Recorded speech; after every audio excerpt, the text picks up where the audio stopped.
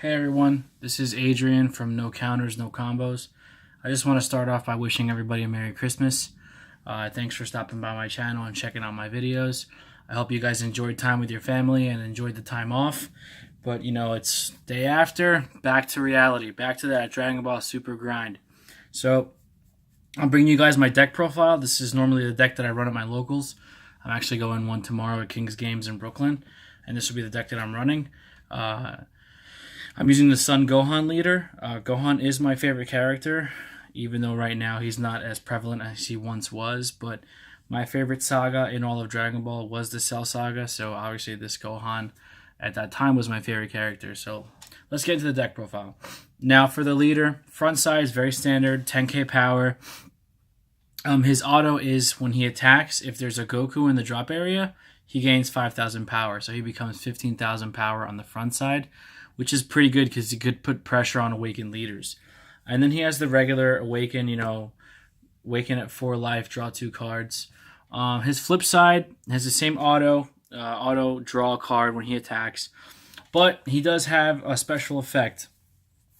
During your active battle, which is after the counter step, so if somebody weak coercions you, it's not going to affect you as far as a game loss.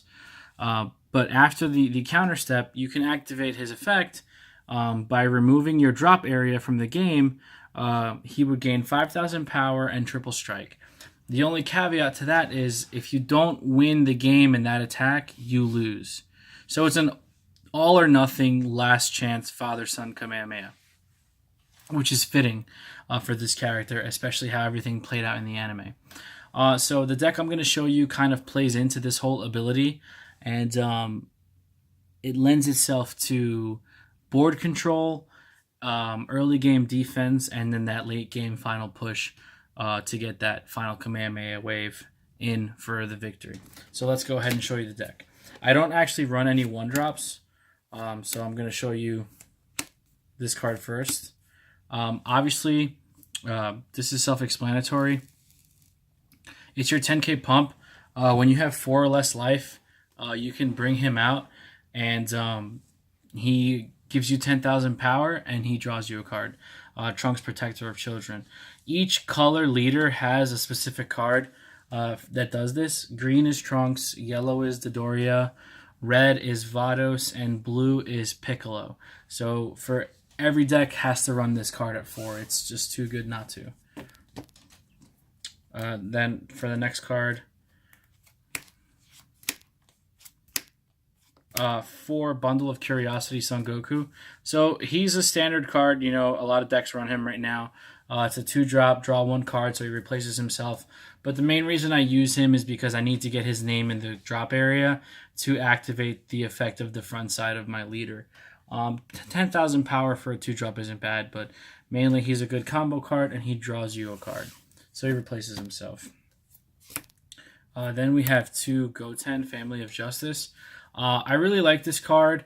It wasn't seeing as much play recently as it was when this game first came out with the first set. But I do like the fact that you can combo with this card on your turn and destroy one of your opponent's battle cards with a cost 3 or less. You'll see a recurring theme as we go through the profile on the cards that I use, which allows me to control the board and remove any big threats from the opponent's side of the field. It is a little steep paying 1 energy for 5,000 power, but I like the added effect of being able to blow up a card on my opponent's field. Next card we have is 4 Tien. This is the way to awaken in this deck. I don't run Results of Training or Furious EL Vegeta or Kaba or anything like that. Tien is my way to awaken. I do apologize for the glare. I like using this card simply because he helps me awaken, and he also helps me control the board. Just by comboing him with 2 energy and getting him out there in active mode, I can use this effect to reduce my energy by 2, sending 1 to the drop, 1 to my hand, and then also destroying a card on my opponent's side of the field. So not only does it help awaken me and facilitate my strategy, it does help me control the board, and it does help me get some kind of card advantage. You want to awaken onto your leader as soon as possible, especially in this deck, because you'll be netting a card each time you attack, and you of course want to scare your opponent with the looming possibility of that triple strike. We have 4 energy power Gotenks. I really like this guy. He's really good late game when card count in hand is crucial. Attacking your opponent's leader and having them pitch a card to the drop area is a lot more detrimental than people might think. 15,000 power is nothing small. You definitely have to combo over it to make sure you don't take any damage.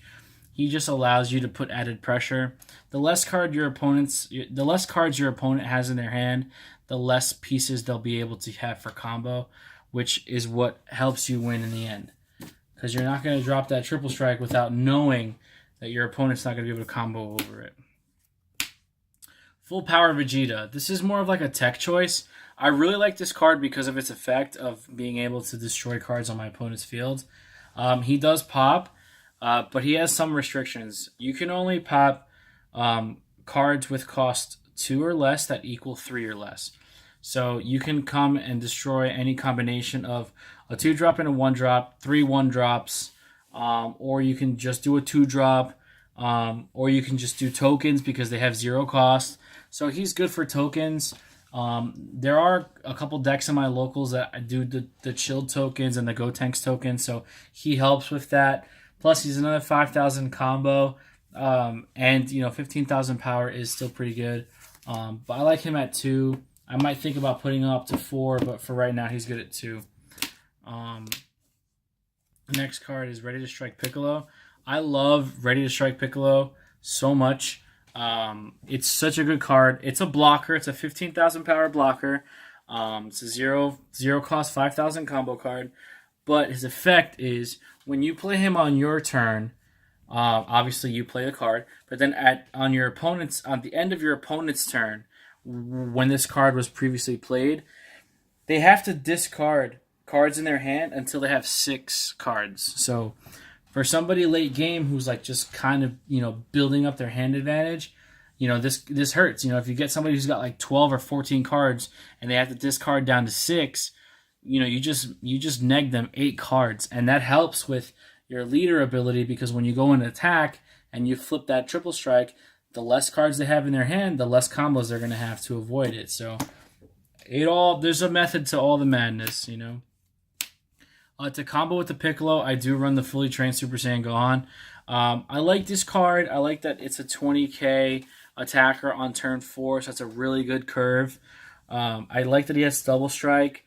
This card always gets bloodlusted when I play, Frieza decks or Ginyu decks because they don't want. It's not so much the Gohan itself; it's the effect that he brings out of Piccolo. So you're getting. Sorry about that. So you're getting the Gohan and the Piccolo. So they always bloodlust it so they don't get 2 cards out and you get more advantage on board. He's really good. I tried him at 4 in the beginning, but I didn't like seeing him too much because I can obviously I can hard cast Piccolo on its own, but having him as a combo with it is pretty good. And 20,000k double strike is nothing to laugh at either. And we have Raging Attacker Vegeta. I like this card a lot. If I had access to the 4-cost promo Gohan that blows a card up when he's played and has critical, I would probably be playing 4 of those instead. But I don't have those cards, so I'm playing Raging Attacker Vegeta instead. He's like a poor man's Gohan. He pops a card of 4 or less, which is still pretty good. People told me to try to run Beerus instead, but this is a blue-green deck, so it would work, but I like having the Vegeta, instead. I might try to work in the Beerus somehow, but for right now, I haven't had any issues with the Vegeta, so I'm going to keep it. He's a 20k double strike. He does have the counter effect also, where when your opponent attacks, you can play him on your opponent's turn to negate the attack and then use his auto. I never use that effect, but it's nice added bonus to have, I guess. I I use 2 full power trunks. Full power trunks is slept on by so many people. 20k power on turn 4. It's a great curve, but he has triple strike. Triple strike on a battle card is nuts, especially on a 4-drop. Normally you wouldn't see triple strike till you get to like 6 or 7, but seeing him on turn 4, that's nuts. Now, he does have a drawback of making all your opponent's battle cards blockers, but if you bring him in at the right time when everything's rested or when they don't have a lot committed to board, he can swing huge in your favor. You might not even need to use Gohan's ability as your leader ability to win the game. You could probably just win the game using Trunks. He's a good card. He's strong. He's got a good ability. He's got triple strike. It's pretty good. I wouldn't use more than 2 though. I like it. 2 is like the perfect number. Another tech card I use, you probably don't really see too much, is the Intrepid Determination Bardock. 20k, not a double strike card. It would have been really cool if he had double strike. But his auto is really good. When he comes in, he gets to destroy a card 3 or less. So, again, it's the repeated theme of being able to destroy cards on the field. And he's a 5k combo with no cost. I mean, that's really good. You want to try to get as many of those 5k combo cards, because at the end of the game, when you're trying to win and you don't want to tap out your energy, or you don't have any energy you can tap out, 5k combo cards are going to come in clutch. So I like Bardock. I might think about getting 2 more. And then my big, I guess you could say my boss monster, my boss card, is the 5-drop Super Saiyan Gotenks. In my opinion, this is the best Gotenks in the game right now. I do think that the Gotenks that's coming out in the Heroes expansion is going to be really good. But for right now, this card is just bananas. 25k double striker on turn 5 is awesome. But he comes in and he draws you a card and restands 2 of your energy. So essentially, he's a 3-cost card. That's just too good. It's just too good. And, this is a problem that has to be dealt with, right away. So it's just a great card. This card is such a bloodlust target. It's ridiculous. But, if you know how to play around it properly, you can get around stuff like Bloodlust and Crusher Ball. But this card is too good. If you have him, run him. He's too good. And you could splash him in like multiple decks. But I love this guy. He's my highest cost card I have. He's my other win condition as opposed to second to my leader. And he helps swing for game and momentum. So I really like him. That's all for the green. This is a green-blue deck. I really just run like a blue engine, and I'm going to get to that right now. So I run 4 Jocos. The reason I run Jocko is because I really like his defensive capabilities when he's used as a combo card. Like, being able to bounce back your opponent's stuff is great, especially if they're trying to TN you. You just bounce back their TN, and they just tapped out probably or wasted 2 of their energies to use a TN, and you bounce it back, and Jocko's really good.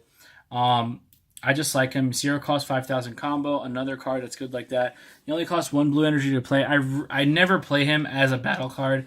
I strictly only use him for comboing. He's just a really good card. I like using Jocko. Then I use also 4 Sensu Beans. Sensu Bean is a really, really good card. In my opinion, probably it's a fact at this point. Being able to give yourself a permanent 5,000 boost for the remainder of that turn and restanding 2 of your energies. You use 1 blue energy to play it, and then you restand 2. So essentially, you're playing it for free, but you're restanding an energy. It's just too good of a card. I've seen some really nutty plays with that new Frieza leader where they just play it for free and restand 2 energy. I mean, that leader is just really good, but this card is so good. It helps you stay alive. It helps you get that extra 5k that you need to just stay in the game and make sure that you don't lose your life. You can use it offensively and defensively. I love this card. I think it's great. And then the last card, of course, the only negate that I run, which is probably the best one in the game, is Whis Coercion. Again, it's a free negate. You use 1 blue to play it. You untap. It's so good. And how I use the blue engine in this deck is basically as soon as I get a Jocko in my hand, I charge it as energy. It doesn't matter what turn it is, because I don't have a one drop in this deck. It's really easy for me to get this Jocko in my hand turn one and just be like, oh, I'm definitely just dropping this Jocko here as energy and passing my turn. I like having a blue energy open at all times, just so I can be able to use my Whis Coercions and my Senzu Beans. So I don't really mind burning one Jocko as energy. I mean, if I have to, I'll use a Coercion or a Senzu Bean, but I try to always use a Jocko as blue energy to activate to make my blue cards live. On his own, essentially, he's great because the combo cost is 0, and you don't need color energy to play combos. But he's the one blue energy that I need to make everything active. So that's pretty much it for the deck. I hope you guys like it. By all means, if you guys want to run a similar deck or even the same deck, that's fine with me. I want to get this deck out there because I feel like it's a good deck. I feel like it catches a lot of people by surprise. Has a really good Zamasu matchup. The one that's indestructible, and he mills cards from the deck to the drop area instead of taking life. Has a really good matchup against that deck. And it's just, I'm trying to spread the love, for the Gohan. My favorite character. I feel like he's really underutilized right now, except for maybe like 2 cards in the meta. The Miraculous Comeback Ultimate Gohan and the Promo Gohan are like everywhere right now. But as far as the leaders are concerned, this is the deck that I'm running right now. I'm going to do a tournament report for you tomorrow when I come back from locals. I know this video was longer than usual, but I did want to get kind of like a deck explanation out there for you because not a lot of people are running this deck. But that's basically it. I hope you guys enjoy. If you liked the video, give me a thumbs up.